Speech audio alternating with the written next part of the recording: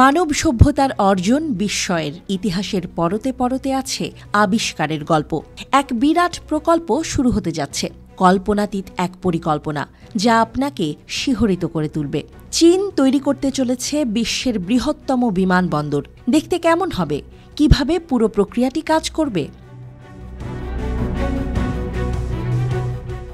Hong Kong কিংবা Osaka, যার সামনে কিছুই নেই, কৃত্রিম দ্বীপের ওপর তৈরি এই বিমানবন্দরটি হবে বিশ্বের সবচেয়ে বড় বিমানবন্দর।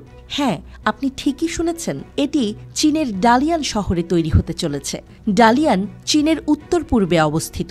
এই বিমানবন্দরের মাধ্যমে দেশের আঞ্চলিক পরিবহন কেন্দ্র হিসেবে আরও এক ধাপ এগিয়ে যাবে।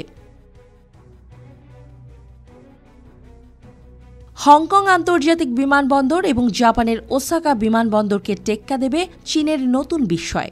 ডালিয়ান জিনজোয়ান আন্তর্জাতিক বিমানবন্দর হংকংয়ের বিমানবন্দর থেকে 12.48 বর্গ কিলোমিটার বড় হবে এবং ওসাকা বিমানবন্দর থেকে 10.5 বর্গ কিলোমিটার বড় হবে। এই বিমানবন্দরটি তৈরি হবে 20 বর্গ কিলোমিটার জায়গায়। একটি কৃত্রিম দ্বীপের ওপর গড়ে উঠবে এটি। পুরো দ্বীপ একদম নতুন করে তৈরি হচ্ছে। নকশার দিকে নজর দিলে মনে হবে এটি কোনো মহাকাশ প্রকল্পের অংশ। 4টি রানওয়ে, একটি টার্মিনাল যার আয়তন হবে 9 লাখ বর্গমিটার। এমনকি আরও এক বিস্ময়কর ব্যাপার হল, শুরুতে প্রতি বছর 4,30,00,000 যাত্রী পরিবহন করতে সক্ষম হবে। কয়েক বছরের মধ্যে সেই সংখ্যা বেড়ে দাঁড়াবে 8 কোটি। ডালিয়ান শহরটি শুধু চীনের একটি গুরুত্বপূর্ণ বন্দর শহরই নয়, এটি বিশ্বব্যাপী ব্যবসায়িক সংযোগের এক গুরুত্বপূর্ণ কেন্দ্র হয়ে উঠেছে।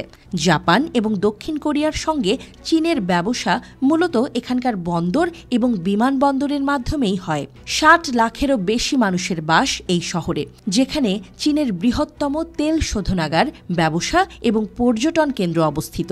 এমন অবস্থানে কৃত্রিম দ্বীপে বিমানবন্দর তৈরি করার সিদ্ধান্ত চীনের দীর্ঘমেয়াদী পরিকল্পনা মেনে নেওয়া একটি বড় পদক্ষেপ। প্রতি বছর প্রায় 10 লক্ষ টন পণ্য রপ্তানি হবে এই বিমানবন্দর থেকে। বিমানবন্দরটি হতে যাচ্ছে বিশ্বের এক বড় শপিং মল, ব্যবসা কেন্দ্র, এমনকি একটা পর্যটন গন্তব্য। এই প্রকল্পটি নিয়ে কিছু সমস্যাও রয়েছে। বিশেষজ্ঞরা চিন্তিত, কারণ দ্বীপটির আশপাশে অনেক পাহাড় রয়েছে, তাই কিছু দুর্ঘটনার আশঙ্কা করা হচ্ছে, বিশেষত প্রাকৃতিক দুর্যোগের ক্ষেত্রে। যদি কোনো ঘূর্ণিঝড় বা ভূমিকম্প ঘটে, তাহলে বড় ধরনের ক্ষতির সম্ভাবনা রয়েছে। 2023-এর অগস্ট মাস থেকেই এই প্রজেক্টের কাজ শুরু হয়েছে। মোট খরচ হবে $430 কোটি। এটি চীনের অর্থনীতির জন্য একটি বড় ধরনের বিনিয়োগ।